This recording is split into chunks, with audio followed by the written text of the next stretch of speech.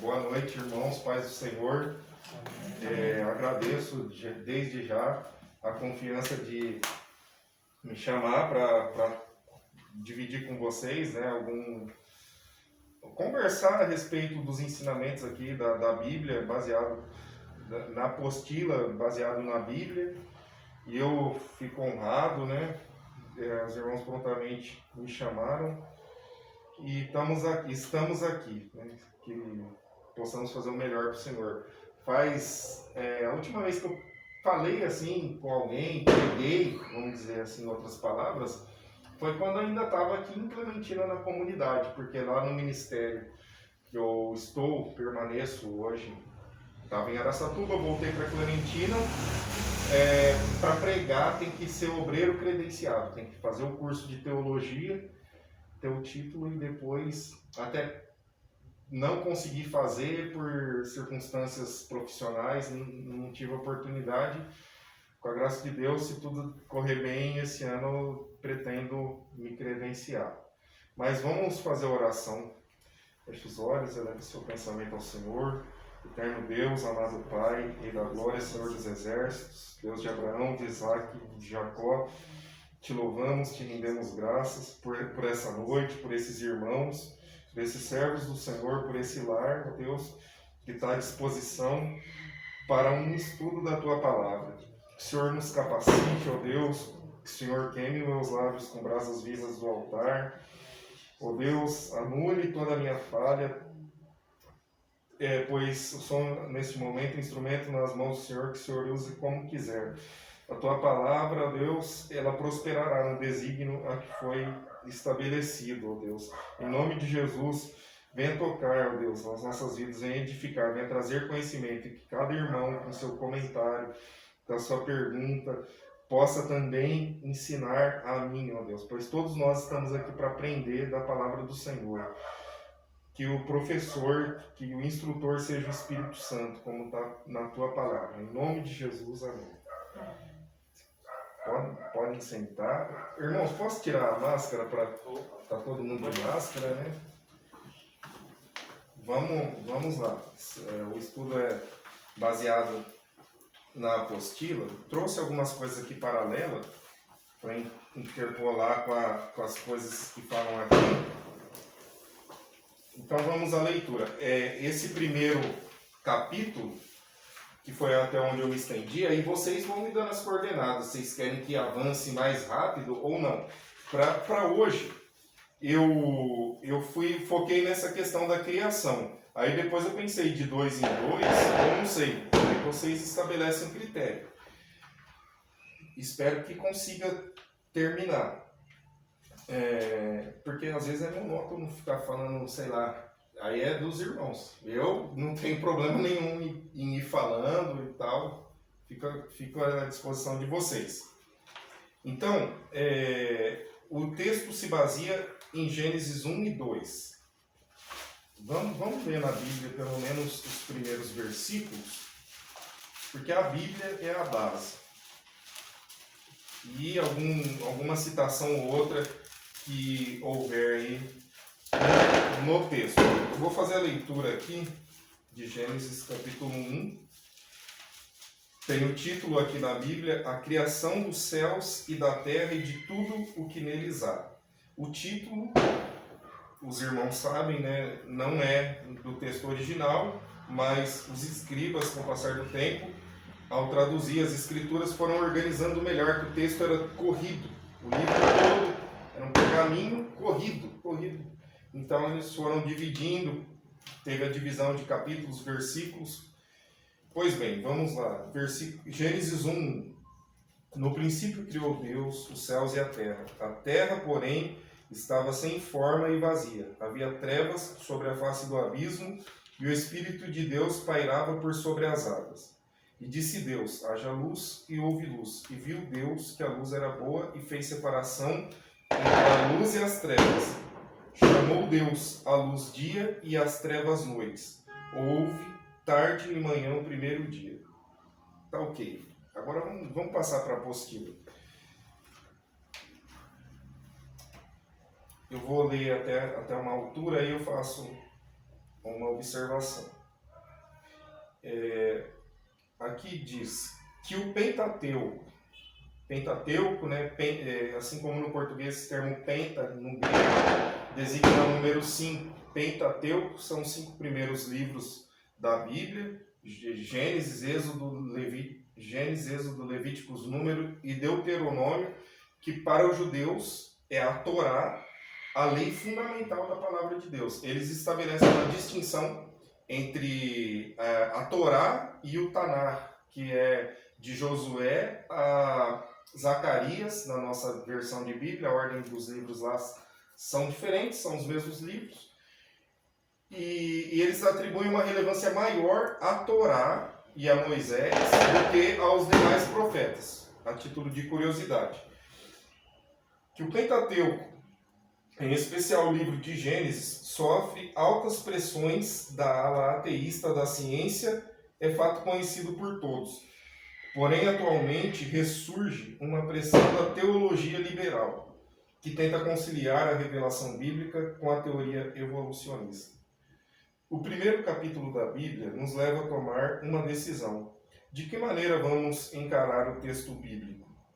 Como uma tradição judaico-cristã, ou seja, forma como os hebreus viam e percebiam Deus, posteriormente comunicado aos cristãos gentios, ou como uma revelação literal e confiável que Deus faz de si mesmo?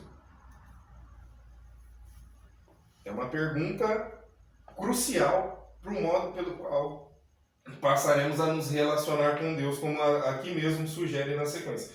A resposta a essa pergunta fará uma diferença total, não apenas na maneira como leremos o relato da criação do universo e do homem, mas também todo o restante do registro bíblico, certamente. Nosso curso adota como correto o método da interpretação chamado de gramático histórico literal. Em linhas gerais, esta forma de abordar as escrituras assume que, embora seja evidente o uso de linguagem simbólica em muitos textos, a Bíblia deve ser interpretada de forma literal. Eu vou parar aqui e vou fazer um breve comentário. Espero que seja breve, porque esse ponto é bem interessante. A Bíblia realmente contrasta com o que a ciência admitido aqui ciência como conhecimento, conforme eu aprendi em metodologia de pesquisa científica na faculdade, o conhecimento é um saber sistematizado, ele é metódico, ele é experimental, ele é testado. Por exemplo, hoje, para implementar uma vacina, há um estudo, há uma experiência, há uma série de análises de forma racional, de forma não meramente especulativa, de forma racional. Tem que ter elementos ali que assegurem de forma racional, concreta, palpável, que aquilo é verdade, que aquilo é possível, que aquilo é fato. Então, para a ciência, há uma vertente oposta da narrativa do texto bíblico. Para a ciência, sabemos que para a criação do mundo, há várias teorias sendo desenvolvidas. No meu entender, conforme a ciência tem avançado, mais eles estão se aproximando do relato bíblico. Eu já deixo aqui clara a minha posição. Eu acredito nas escrituras. Mais um pitaco de ciência. Para a teoria da evolução dos sistemas, haviam gases na atmosfera aí, deve ser do nada, suponho, porque gases, metano, nitrato, amônia, salvo engano, metano, amônia, nitrato, hidrogênio, moléculas de água, e eles se condensaram e teve a explosão, o Big Bang, e dali começou a expandir o universo, porque segundo a ciência, física quântica e tudo mais, o universo ainda está em expansão. Eles veem pela posição das estrelas que estão ainda se distanciando, e aí formularam essa teoria, desenvolveram Large Hadron Collider, se o inglês não falhou, que é o colisor de partículas, para explicar o momento exato, porque até então, verdade seja dita, a teoria da evolução dos sistemas, assim como a teoria da evolução das espécies, o nome está correto. É uma teoria, é uma hipótese que foi formulada. Surgiu a teoria das cordas, uma vertente mais cristã da coisa, a teoria do design inteligente, que é possível ver padrão na natureza. Por exemplo, um caracol tem aquele formato que forma uma... Tem em matemática isso se chama de fórmula áurea. Fórmula áurea, perfeição assim da natureza, em cada detalhe a gente consegue defender claramente uma vertente criacionista. Essa vertente pende para o relato bíblico de que Deus criou, de que não foi um sistema, aí, a panaceia, a justificativa que a ciência dá, são bilhões de anos. Eles usam esse argumento para explicar. Poderia entrar um pouco mais a fundo nisso, há formas de refutar essas teorias, mas eu acho que esse não é o foco. O foco é a palavra. E o que é importante destacar da ciência? Que a ciência, ao mesmo tempo que ela caminha independentemente das escrituras, em algum momento ela esbarra e comprova verdades bíblicas. Abraão é um fato histórico. Tantos outros. Poderia também pegar só essa questão arqueológica e citar verdades bíblicas comprovadas pela ciência. Mas, no que tange ao relato da criação, há essa discrepância. Pois, no relato do texto bíblico em hebraico, traduzido, que chegou até nós aqui o português, Bereshit, bara Elohim, ve'et, haaretz, et, ha-shamayim. No original, há uma diferença, apenas uma palavrinha que devido às diferenças de idiomas, se fizermos um teste aí e traduzindo uma frase em português para o espanhol, inglês, alemão, francês, quando volta tem não uma alteração capaz de deturpar o texto necessariamente, mas você perde uma palavra ou outra, por isso é sempre interessante esse estudo no texto original também, como forma de ajudar a interpretar, já que a questão aqui também parte da hermenêutica. Pois bem, o texto bíblico está dizendo aqui, a Bíblia fala que Deus criou, não diz quem é Deus, só diz, no princípio criou Deus os céus e a terra. Criou Deus os céus e a terra. Não diz quem é Deus, mas coloca ele como sujeito, autor intencional da criação. Não foi uma criação acidental, como a ciência sugere. Então a Bíblia é contundente e categórica nesse aspecto.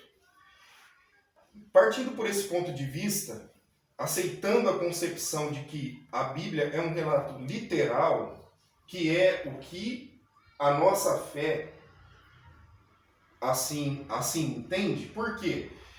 Os judeus, que foram quem receberam a revelação, eles, no início, eles acreditavam de forma literal. Atualmente, há vertentes do judaísmo que interpretam diferente, que acham que não é literal, que é, digamos assim, uma alegoria.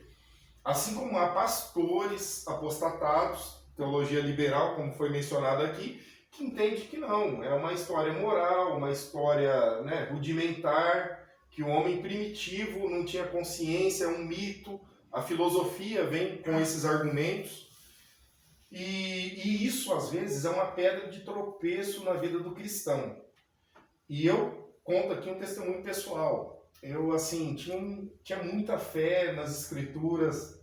Eu não sei se na altura eu já tinha lido a Bíblia inteira. Tinha 16 anos, eu queria ser pastor. Estudei. Chegou um momento que eu estava no ensino médio. Na verdade, tinha o quê? 15 anos. De 15 para 16 anos.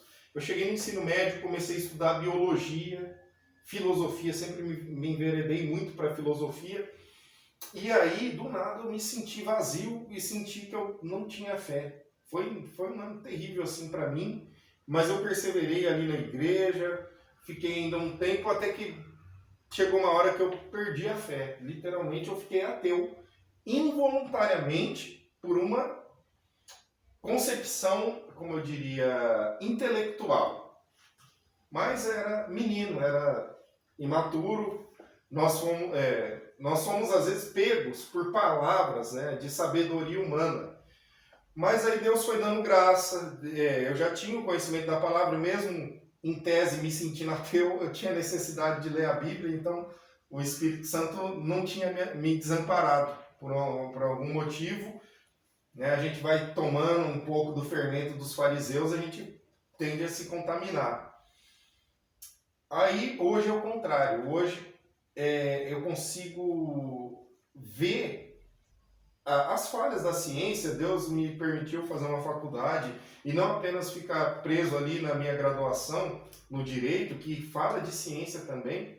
É uma ciência social, fala muito de ciência no primeiro ano, para depois entrar no direito propriamente dito. Mas aí Deus foi dando revelações mais profundas na palavra, que hoje, graças a Deus, eu converso com um ateu, eu converso com um cientista, e eu começo a falar dessas teorias que eu acabei de mencionar e começo a apontar, mas o conceito de átomo, falando com físico, eu tenho um projeto com físico, com doutores e tal, eu e meu irmão, não tem uma parte imaterial do átomo que corresponde exatamente ao conceito de espírito, sim ou não?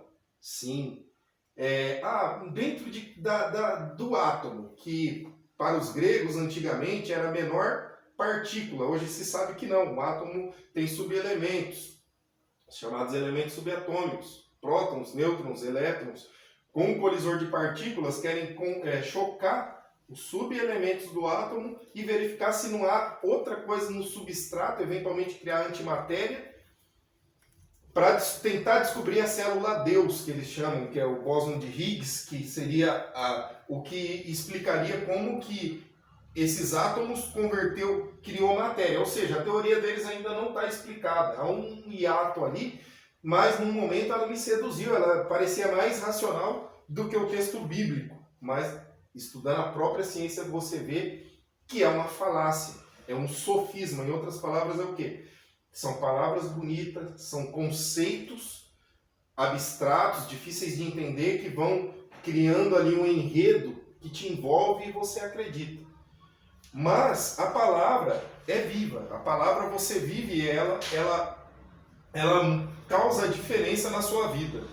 A palavra por si só, ela vai te levando para o caminho da verdade.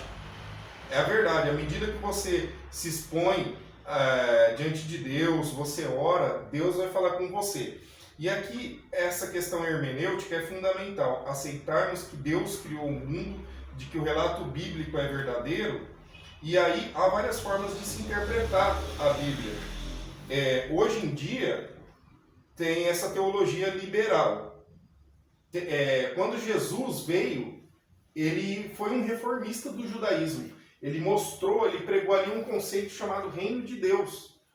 E aí Paulo vem e filosofa muito em cima disso. Você pega Jesus trazia conceitos diretos, Reino de Deus, ele ensinou a curar os enfermos, expulsar demônios, ele focou mais nessas questões. Paulo já começa a sistematizar o conceito de graça, conceito de salvação, o conceito de filho da promessa, de nova aliança. Ele foi o pai da teologia do cristianismo. Aí vem o Império Romano, se apropria ali de forma inadequada da religião, do cristianismo, introduz heresias, vem a Reforma Protestante 500 anos atrás com Martinho Lutero e João Calvino.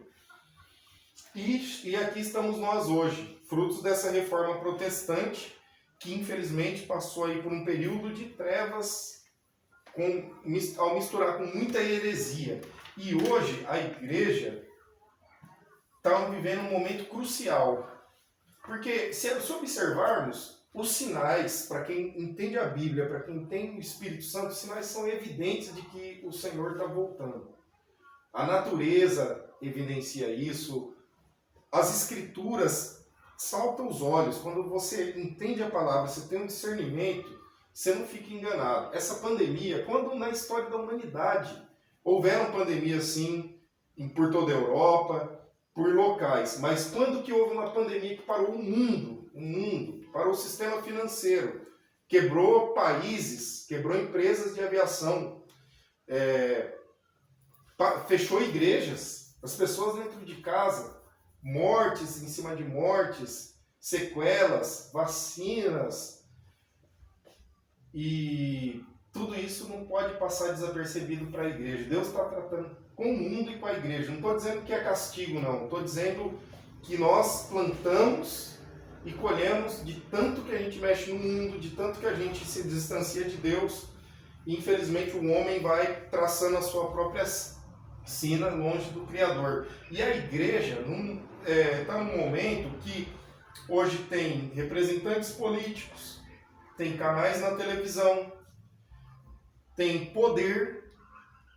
É como a igreja de Apocalipse, que disse, rica sou, né? Mas, na verdade, Jesus falou que ela era pobre. E tinha a igreja que era pobre. Jesus disse o contrário.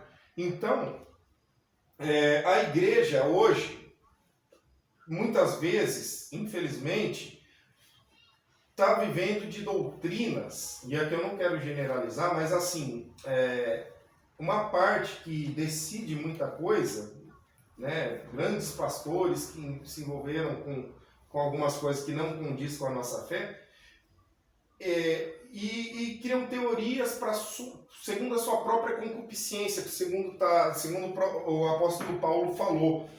E muitos se enveredaram por essas teorias de que não, tá ok o relato da teoria da evolução. Por exemplo, um padre que é muito famoso, o padre Fábio de Mello, e ele até certo ponto, né, muitos evangélicos gostam dele, que ele não prega imagens e tudo mais, mas ele é adepto da teoria da evolução. Ele acha que dá para conciliar essas duas vertentes. Será que isso é importante ou não? A apostila aqui aborda uma questão interessante. Ele acha o seguinte, se você acredita que a Bíblia já começou dizendo uma coisa alegórica, qual a conclusão? Aí, o que eu vou aceitar da Bíblia? Será que os 10 mandamentos... será que foi Deus mesmo que deu essa tábua para Moisés, com esses 10 mandamentos? Será que não foi Moisés quem escreveu? Aí a gente começa a relativizar as escrituras. E se analisarmos as evidências arqueológicas, e o intuito hoje não é esse, né? O intuito é tentar seguirmos aqui essa vertente aqui do que a apostila está dizendo. Mencionei aí essa questão de fé e ciência, mas muitos estudiosos da Bíblia no passado, vou dizer Santo Agostinho e São Tomás de Aquino, não estou falando santo no sentido católico do termo, não. É que ele era conhecido como Santo Agostinho mesmo, era um nome, ele foi denominado assim para a filosofia, e São Tomás de Aquino. Eram dois filósofos da Igreja Católica que defendiam a veracidade da Bíblia e usava argumentos filosóficos para fazer isso. E ele, até me perdi nessa questão dos filósofos. E eles tentavam buscar elementos para justificar a fé com base nas escrituras e tentar conciliar a ciência e a razão, a ciência e a fé. E em muitos pontos a ciência tem provado a Bíblia, mas, acima de tudo, o nosso norte são as escrituras e não o que os homens dizem. Aí está aqui, ó. Cremos que deve ser lida como uma narrativa histórica. Aí ele cita aqui um teólogo, provavelmente, segundo D.L. Cooper, quando o sentido simples da escritura, senso comum, é um critério de hermenêutica, um critério de interpretação das escrituras. Se faz um sentido comum, não procure nenhum outro sentido. Portanto, tome cada palavra no seu significado literal, usual, ordinário, primário, a não ser que os fatos do contexto imediato, estudados à luz de passagens relacionadas e de verdades axiomáticas ou valorativas e fundamentais, claramente indiquem o contrário. No direito a gente diz um brocardo em latim, um ditado em latim que se chama in claris cessatio interpretação, não me lembro como se diz isso em latim. Se está claro, cessa a interpretação. Hoje em dia há uma tendência de pegarmos um texto e tentarmos florear um pouquinho para pregar bonito, para causar impacto, para comover as pessoas. Muita coisa que a gente pode usar para tentar pregar a palavra de Deus, tudo bem, é válido. É válido tentar fazer um apelo, é válido usar algum conhecimento ali que Deus te deu. Mas assim, há momentos que o excesso do homem querer ali cuidar da palavra, convencer as pessoas, ele quer trazer fogo estranho no altar. Ele quer trazer fogo estranho. Ele quer fazer a todo custo a igreja gritar, a igreja... Porque parece que é o termômetro. Se o pregador não fizer a igreja ressoar ali com ele, parece que o Espírito Santo não está ali. E sendo que quando Jesus pregava, queriam apedrejá-lo. Se for basear com a reação de quem está ouvindo, Jesus foi rejeitado pelos judeus. Em alguns momentos eles admitiram, nossa, ele tinha mesmo uma sabedoria. Mas em outros, ele está blasfemando. Ele é pecador, ele tem demônios. E ele falando a verdade. Mas a verdade é dura. Muitas vezes não estamos preparados para a verdade. A verdade, ó que situação. A Bíblia começa sem... Deus não está preocupado em explicar que o mundo foi criado, a palavra criou o mundo e trazer assim, argumentos convincentes do ponto de vista racional. Não. Deus simplesmente falou, revelou ali a Moisés, no princípio criei o mundo, e ponto. Aí lá em Hebreus 11, eu vou citar de cabeça, se alguém quiser ler, posso errar alguma coisa, mas diz que pela fé entendemos que o mundo não é feito do que é aparente, mas que ele foi criado pela palavra de Deus. E lá no versículo 6, de Hebreus 11, 6, diz que sem fé é impossível agradar a Deus, que é necessário que aquele que se aproxima de Deus creia que ele exista e que ele é galardoador de todos quanto buscam, recompensador de todos quanto buscam. Então, Deus não quis justificar o que ele fez. Ele revelou que ele criou. E em Deuteronômio está escrito que as coisas reveladas ele revelou ao povo judeu. E as ocultas ele reservou para ele. Hoje, como filhos da promessa, enxertados ali na videira, nós também, como igreja, temos a revelação acerca das coisas de Deus. E Deus foi se revelando gradualmente na história da humanidade. Adão, na dispensação da inocência, para nós que somos, entendo que a comunidade é dispensacionalista, assim como a quadrangular, a igreja que eu congrego atualmente, pelo rito, pelo culto que praticamos, entendo que todos somos dispensacionalistas, Os aliancistas são mais igrejas tradicionais, a presbiteriana tradicional, a batista tradicional, é uma outra vertente. Mas dentro da teologia do dispensacionalismo, Adão estava ali na dispensação da inocência, aí vieram outros, depois veio Abel, Enoque, Noé, Abraão, Isaac, Jacó, os 12 patriarcas, Moisés, aí foi vindo todos os heróis da fé aí, e para Abraão, por exemplo, para Noé, Deus revelou que haveria um dilúvio. E segundo está em Hebreus, não havia chuva ainda naquela época. E em Gênesis, o que dizia a respeito? Não havia chuva, mas havia um vapor. A Terra era um sistema ecológico perfeito. Quando Deus criou perfeito. A queda do homem trouxe problemas. Produziu cardos, espinhos, falando aqui do Gênesis. Produziu ali uma circunstância adversa por vários motivos. E o ambiente ali, que era um clima ecológico perfeito, foi deixando de ser, até que de fato veio o dilúvio. Noé pregou que haveria um dilúvio e que era para entrar na arca. Uma revelação bem simples, porém verdadeira, e que Deus revelou se cumpriu. Depois Deus chega para Abraão, faz uma promessa, chama ele para largar a parentela dele, para ir aonde Deus iria guiá-lo. E ele dá ouvidos ao Senhor e vai, e Deus o abençoa. A promessa de Abraão é uma das maiores provas da fidelidade de Deus. Nós vemos isso ainda hoje. Mesmo nós aqui, filhos de Abraão, segundo a promessa, somos testemunhas vivas de que o Senhor cumpre a sua promessa e que, como está nos 10 mandamentos, ele executa misericórdia em milhares de gerações daqueles que o amam. Né? A vingança do pecado, 3 ou 4 gerações, se ninguém quebrar uma maldição antes, mas a misericórdia do Senhor com milhares de gerações, e até hoje vemos isso.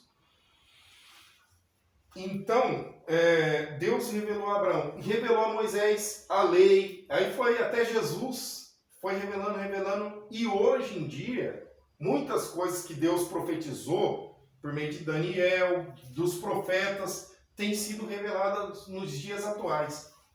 Há quem defenda que aquele sermão profético de Jesus, o princípio de dores, que era apenas algo assim, literal, para o ano 70, quando o templo foi destruído. Mas não é verdade.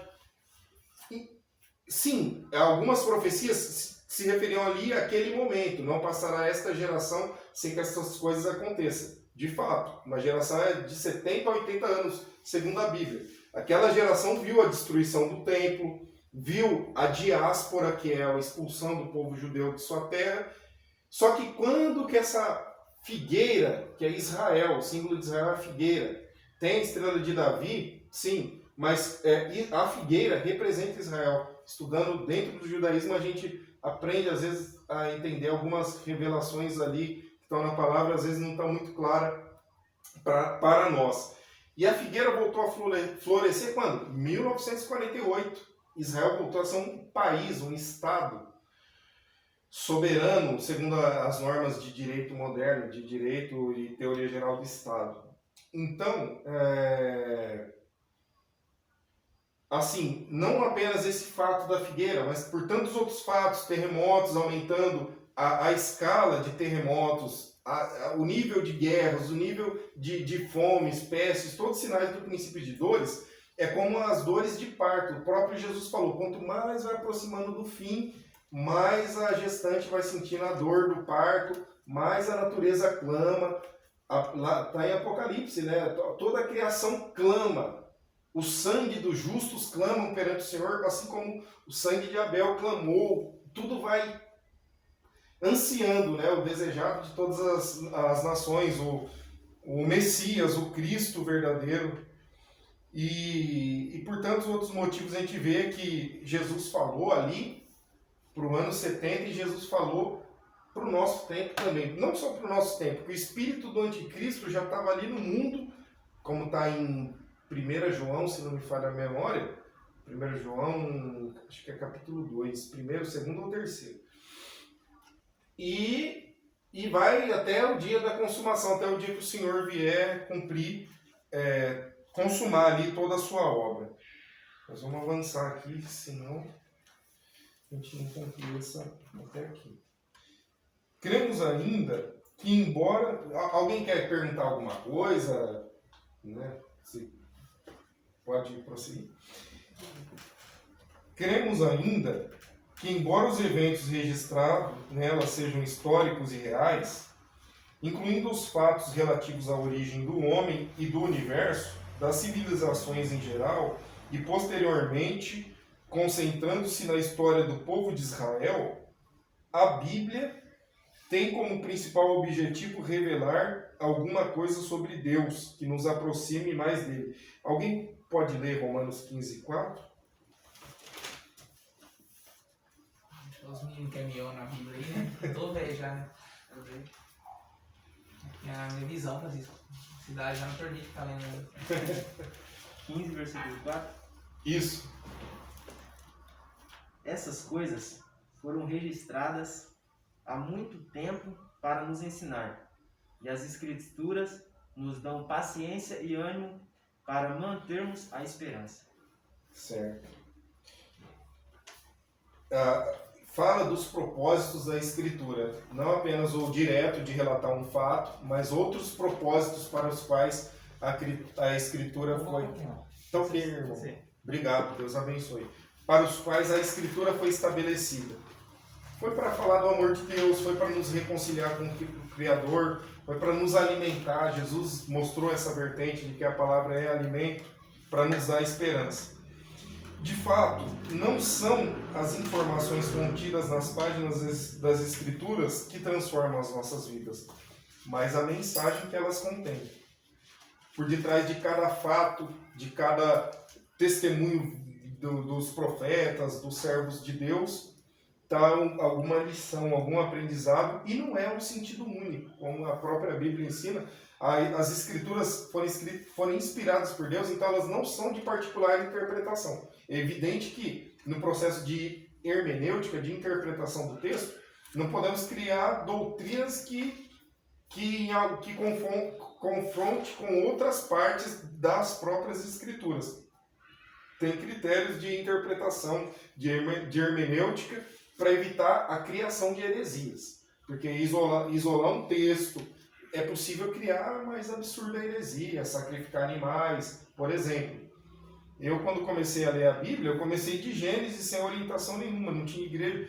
E eu comecei a achar a fé do cristianismo muito esquisita, porque eu comecei pelo Pentateuco, falei, não faz sentido, tá tudo diferente. Aí, né, a gente vai sendo guiado pelo Espírito Santo, vai ouvindo servos do Senhor e aí entendi a revelação do Novo Testamento, mas tem que ter um norte, a oração, tem que ter oração, a Bíblia explica a própria Bíblia, para depois lançarmos mão, né? Estamos lançando mão aqui de apostila, mas acima de tudo, a Bíblia interpreta a própria Bíblia. A apostila é um guia de como estudar a essência, que é a palavra de Deus.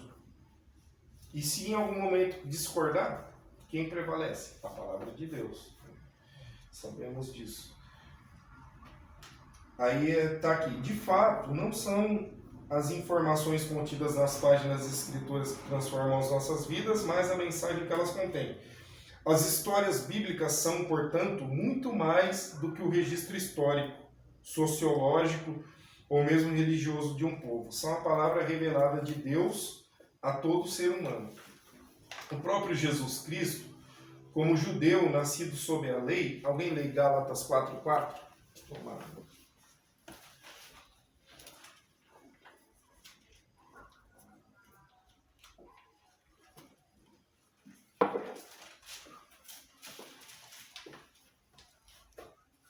Pode ler, irmão? Pode ler.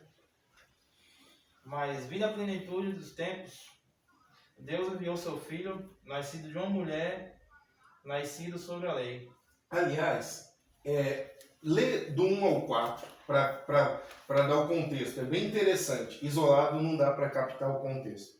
Digo, pois, que todo o tempo em que o herdeiro é menino, em nada é diferente do servo, ainda que seja o senhor de tudo, mas está debaixo de tutores e curadores até o tempo determinado pelo Pai. Assim também nós, quando erramos meninos, estávamos reduzidos à servidão debaixo dos primeiros rendimentos do mundo. Mas vindo a plenitude dos tempos, Deus enviou o seu Filho, nascido de uma mulher, nascido sobre a lei. Interessante. Quando pode ser um rei, pode ser um príncipe ali, né? Um príncipe, ele é príncipe, porque ele é filho do rei, só que se ele é um menino, ele tem ali os tutores, tem babás, ele não assumiu ainda. Aí na plenitude do tempo, aí, né, os filhos assumiram a sua posição. Eu achei muito interessante esse versículo. O próprio Senhor Jesus Cristo, como judeu nascido sob a lei, assim encarava as Escrituras, ou seja, no sentido literal, como dizia antes ali o que nós lemos. Jesus considerava o Velho Testamento e todas as suas partes como palavra de Deus escrita. Ele mencionou a lei que seria o Pentateuco, os profetas. Isso é bem dividido tanto na Bíblia cristã como judaica, os Salmos, que está entre os livros poéticos, inclusive como sendo acontecimentos históricos, eventos reais, não imaginários, mitológicos ou alegóricos, como alguns sugerem nos dias de hoje e já naquela época. Já haviam vertentes do cristianismo que não acreditavam em ressurreição.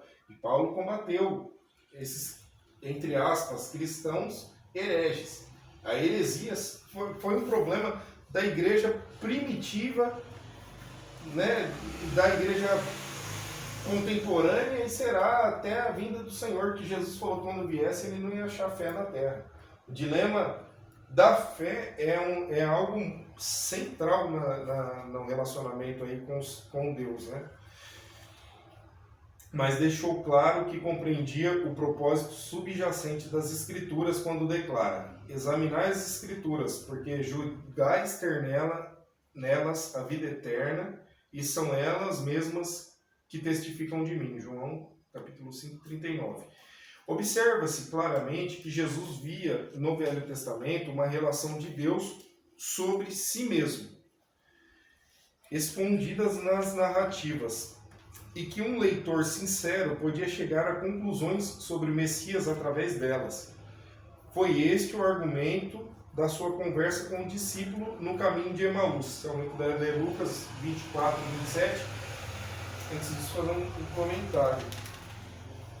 No Velho Testamento, há revelações de que Jesus seria o Messias. Fala da forma que ele nasceria, fala que ele seria crucificado. Davi chamou Jesus de Senhor, antevendo aí profeticamente o advento do Messias e tantas outras profecias. Nós, nesse aspecto, devemos, segundo o que o Jesus ensinou, devemos nos regozijar e alegrar, porque muitas coisas os profetas e santos do passado queriam ver da revelação do Messias, do Filho de Deus, que veio ali, cumpriu toda a lei, todos os profetas, e nos deu aí a graça. Não que não existisse graça, mas no sentido pleno da palavra, a graça de Deus nos alcançou quando Deus mandou o seu Filho para expiar os nossos pecados, para nos dar a salvação, a vida eterna.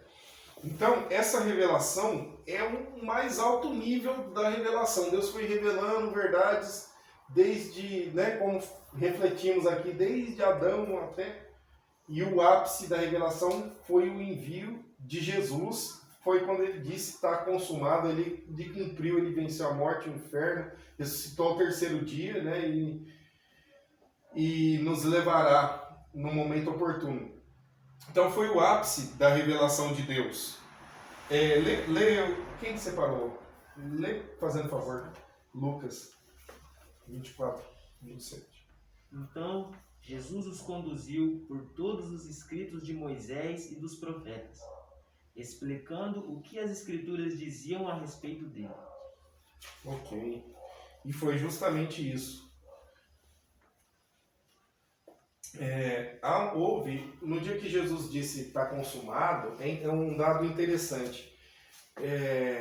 Eu pesquiso muito por diversas fontes e hoje em dia isso alimenta muito a minha fé. Cada vez que eu descubro uma curiosidade, que harmoniza com as Escrituras.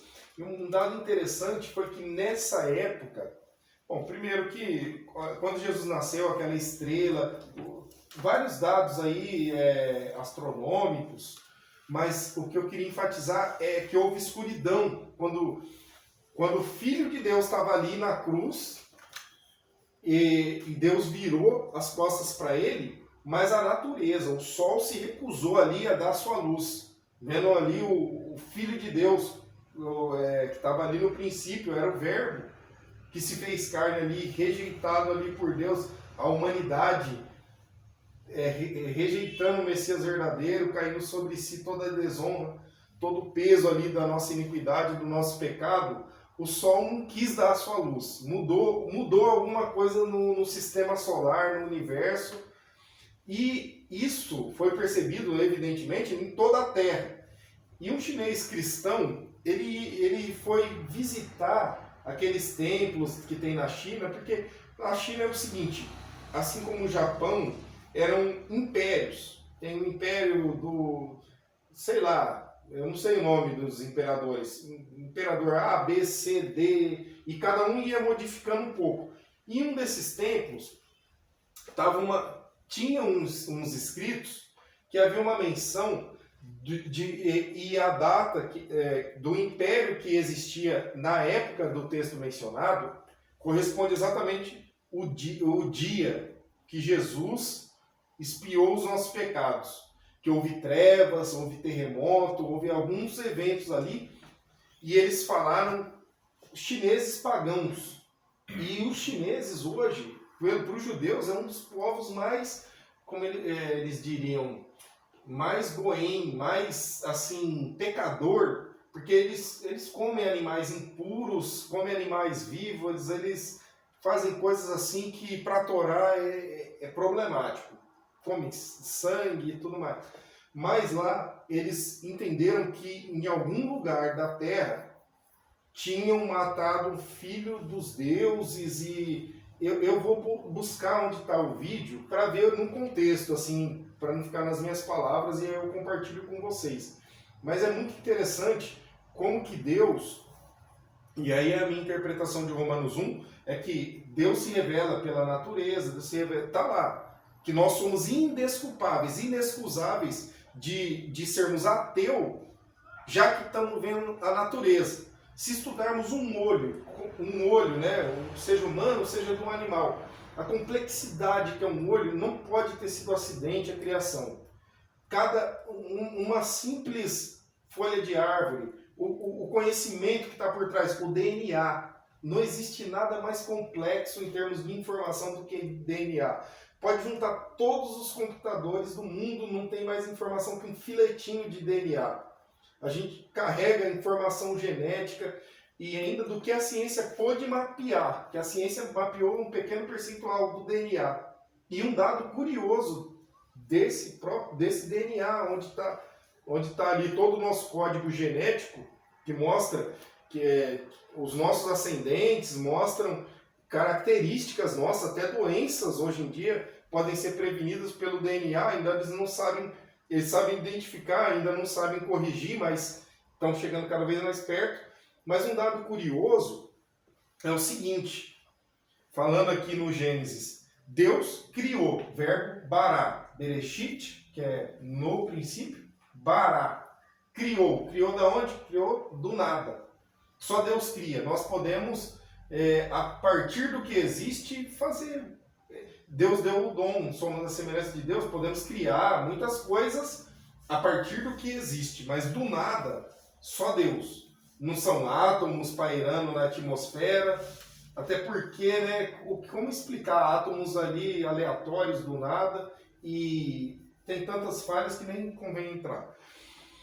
Mas Deus criou aí do nada, e quem é esse Deus? Nós não sabemos ao certo, no mundo, no cristianismo que praticamos, o nome verdadeiro de Deus. E é outra revelação, ao meu ver, que tem sido revelada nos dias atuais. Passamos aí 2000 anos de cristianismo fora lá de Israel, fora dos termos de Israel, sem saber o verdadeiro nome de Deus. Lógico, tem transliterações, como Jeová, Yahvé, e tantos outros, mas o nome sagrado, segundo o que está nas Escrituras, é um tetragrama hebraico. Poderia, numa outra oportunidade, falar disso. Se fosse seguir o estudo, eu diria que lá para a apostila que fala do Êxodo, segundo livro da Bíblia, Shemot no hebraico, lá dá para falar disso com mais categoria. E esse nome de Deus, a forma que os judeus interpretam a Bíblia, eles têm 7 camadas de interpretações. Uma delas se chama gematria, que é o seguinte: o alfabeto deles tem apenas consoantes, não tem vogais. E cada letra tem um valor numérico. E dos valores numéricos que correspondem ao nome do Eterno, essa é uma distinção. Deus é Elohim, que significa Deus. Mas o nome de Deus, se fosse traduzir assim mesmo, não criar um nome, mas o que significa é eterno. A gente vê lá no Êxodo, é o que era, que é e que há de vir. Ou seja, ele é eterno. Para resumir em uma palavra, ele é eterno. Autor, sustentador e consumador de todas as coisas.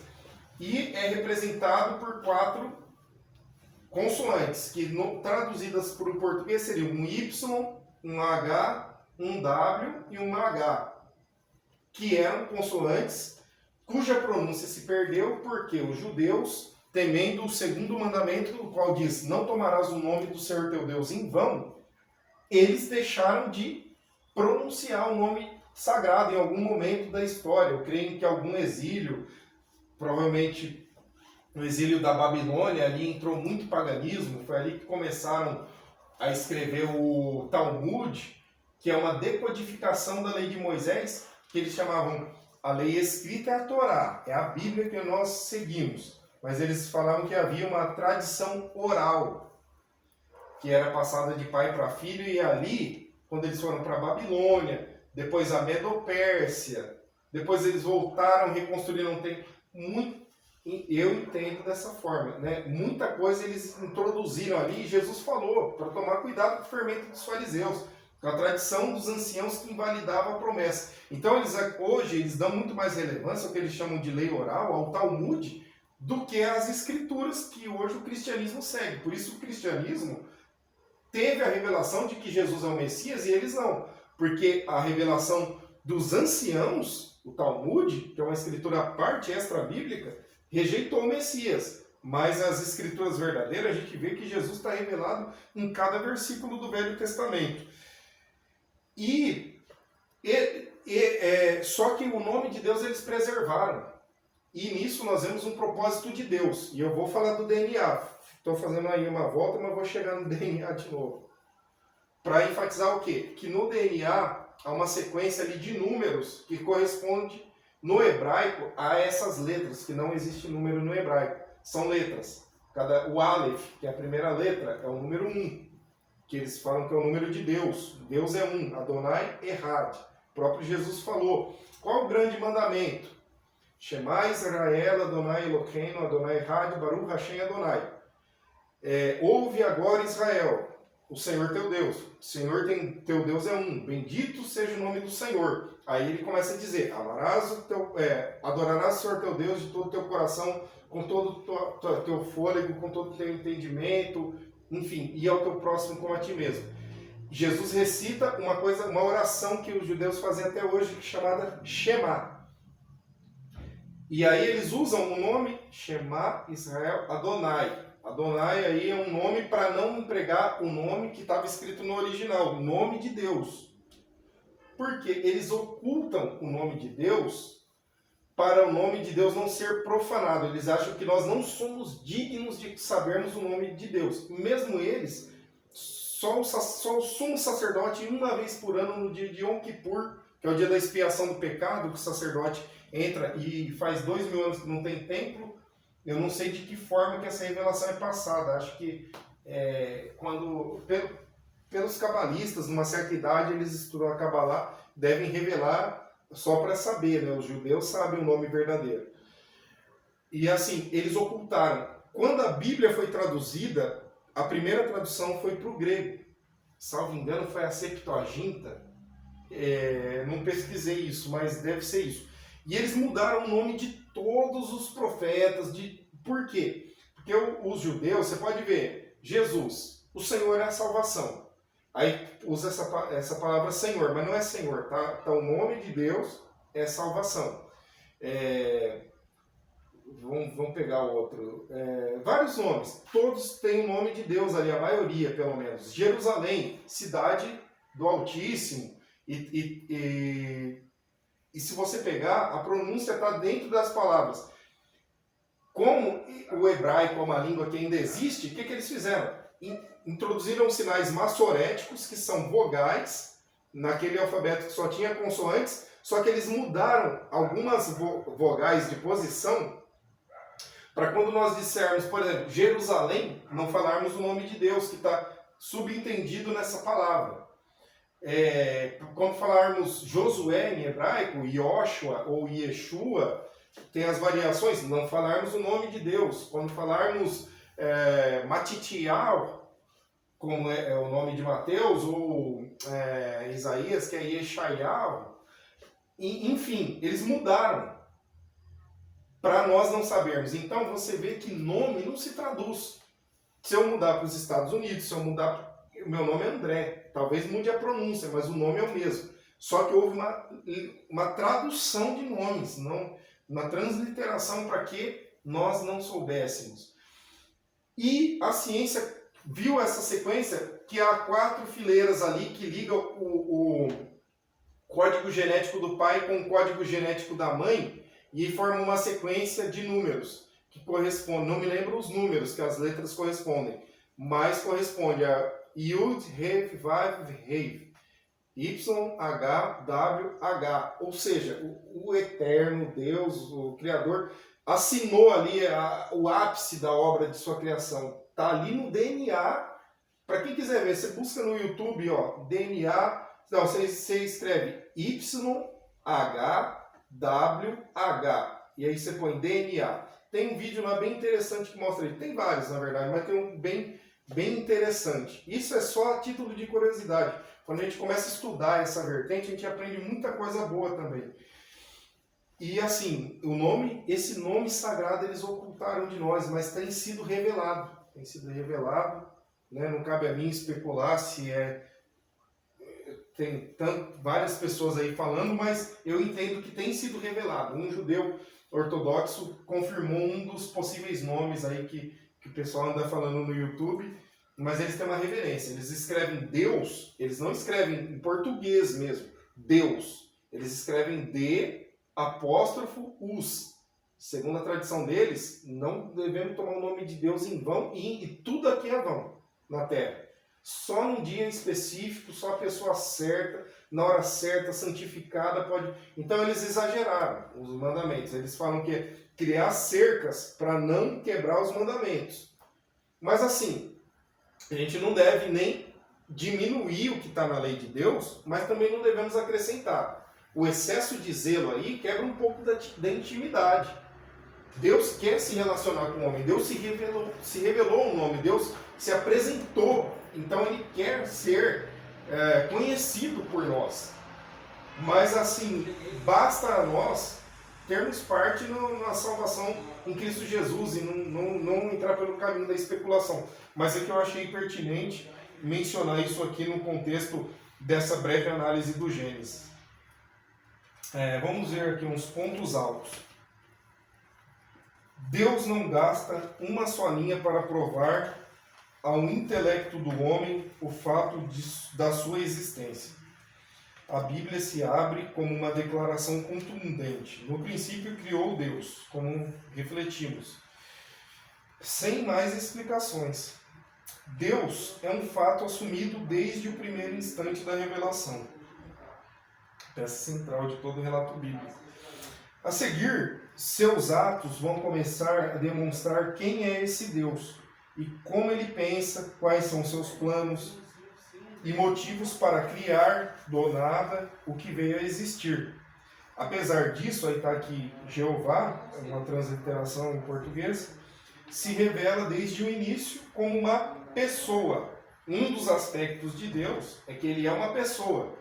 Mas Deus não se restringe a ser meramente uma pessoa, porque Deus é muito mais que uma pessoa. Deus é eterno, Deus é imensurável. Nós não temos condições, não temos palavra para explicar a grandeza do Criador. Embora seja o Criador autossuficiente, autoexistente e todo-poderoso, El Shaddai, inigualável, não há outro igual, ele não é uma divindade distante, isolada e egoísta. É um Deus que se apresenta e age e cria uma história na qual poderá interagir com a sua criatura. Os verbos do primeiro capítulo são significativos. Deus cria, o verbo bará. No hebraico é criar do nada, trazer à existência aquilo que não existia.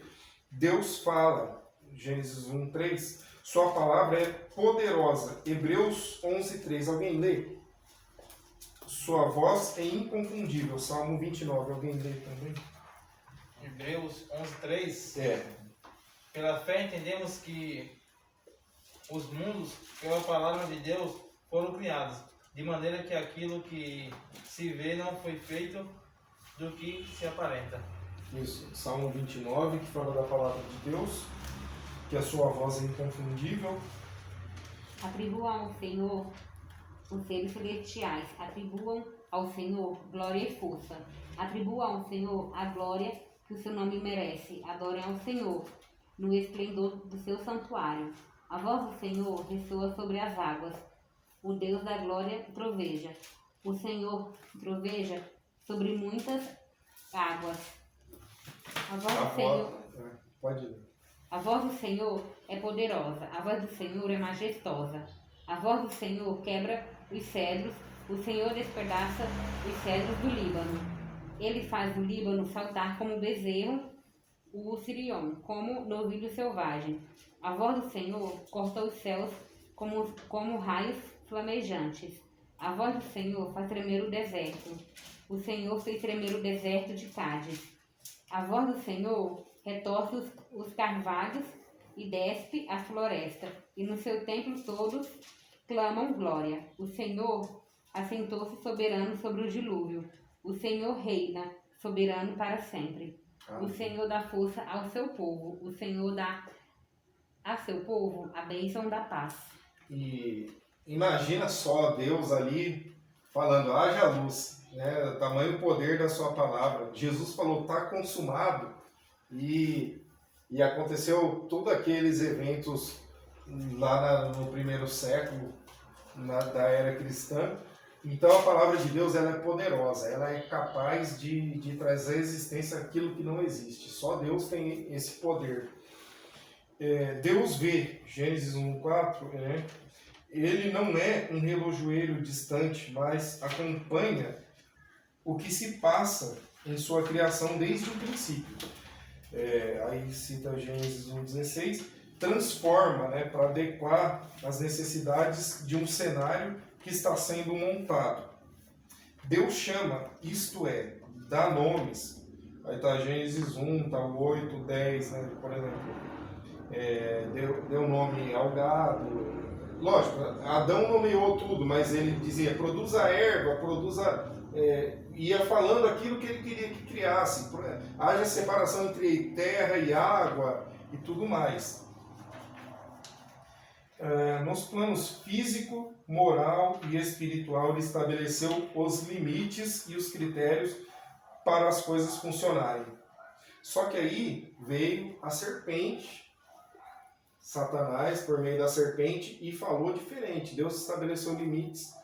E o homem faz a mesma coisa hoje. Hoje o homem quer criar ideologias contrárias à Bíblia, que há caminhos, como diz a palavra, que para o homem parecem retos, mas no final são caminhos de morte. São caminhos de morte. E as pessoas vão introduzindo filosofias, teorias contrárias à revelação, contrária à palavra, e por mais simples que a revelação seja da palavra de Deus, ela permanece. Como diz, ela é escudo e bróquel, ela é confiável. E essas teorias, esses ventos de doutrina vão passando. E só a verdade permanece no final. Alguém quer comentar, quer perguntar? Fica à vontade, estou falando aqui sozinho. Irmão André Luiz, eu assisti um comentário uma vez, você deve conhecer ele é pastor, da Adventista, eu acho, ele é pastor. Sim, eu Rodrigo Silva. Rodrigo Silva. Sim. Ele é arqueólogo, né? Aí ele cita muito bem que do nada não pode se criar nada, né? É um princípio de lógica. Não tem como. Aí ele até citou, que nem daqui nessa noite. Aí, se do nada nascesse nada, então ia ser fácil nós estar aqui no meio e aparecer alguma um leão, alguma coisa, um jacaré aqui no meio de nós. Porque do nada, você entendeu? Não nasce nada. Então, é óbvio que nem a ciência não conseguiu mostrar ainda Sabe, ele tenta falar que foi o Big Bang, mas não tem lógica. Não tem. Porque a explosão, até onde nós sabemos, é só destruir. Não é criação. Exatamente. E ele é um cientista, né? Ele não é meramente só um teólogo. E mesmo a teologia, que teologia vem de theos, que é Deus em grego, logos, que é estudo de Deus, ela tem, por exemplo, a Igreja Católica, porque o protestantismo vem do catolicismo. A Igreja Católica tinha uma teologia com muito ensinamento de doutrinas que foram introduzidas na fé cristã. E hoje a teologia católica, ela pauta-se mais pela narrativa da ciência do que da Bíblia. No Salesiano, que foi onde eu estudei, que é um colégio católico, nós tivemos obrigatoriamente uma disciplina chamada cultura religiosa, que eles não quiseram pôr nome teologia, que é a teologia, a professora é uma teóloga mesmo. Só que essa teologia é secular, uma teologia que fala Adão e Eva não existiu, isso é mito, no final não sei nem por que esses sujeitos acreditam em Deus, já que eles relativizam toda a escritura. Mas você vê que são pessoas que se envolvem com satanismo, mas é religião, tem que respeitar budismo e tantas outras, e no fim não sabem no que acredita. Está infelizmente em trevas. Porque Jesus apontou o caminho verdadeiro, apontou o caminho da luz, mas as pessoas, os homens vão aí.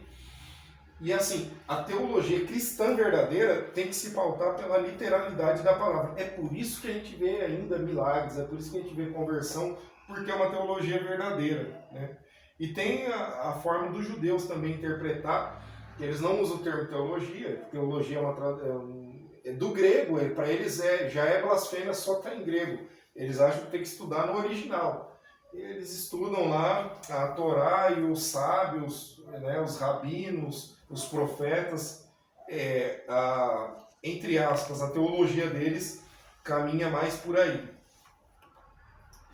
André, Alguém mais? qual seria a sua posição sobre a teoria da evolução? Teoria da evolução. Interessante. Por exemplo, se pegar, retroagir, porque a gente foca muito na questão do macaco, seria em tese já ali... primeiro, átomos. Vamos começar. São átomos que com ligações químicas, porque um átomo, sozinho ele é um átomo. Ele uniu com outro, forma uma molécula. Molécula de água, são 2 átomos de hidrogênio e um de oxigênio.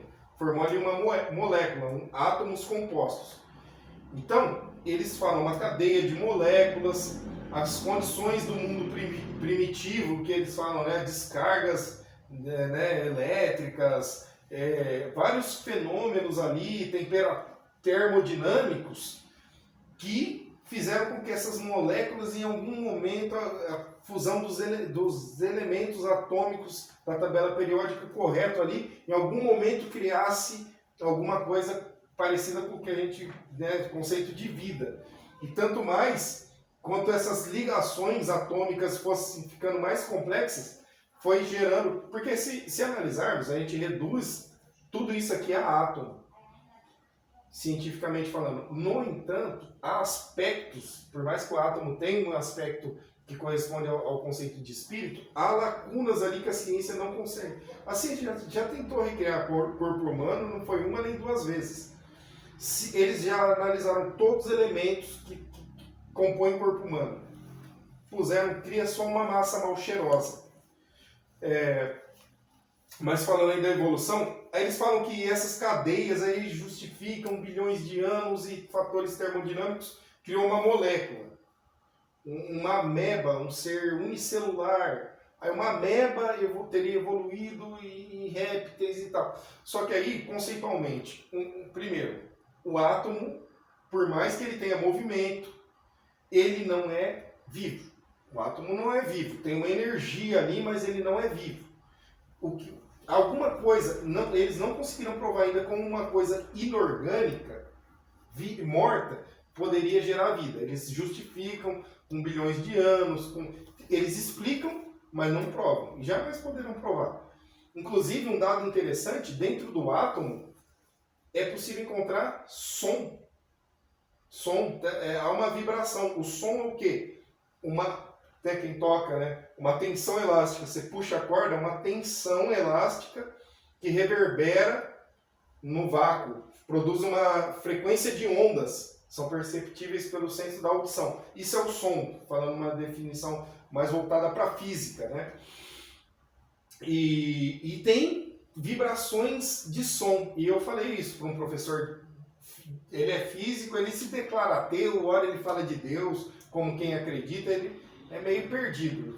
Vai na igreja católica, diz que é ateu, não sei se vai por causa da esposa.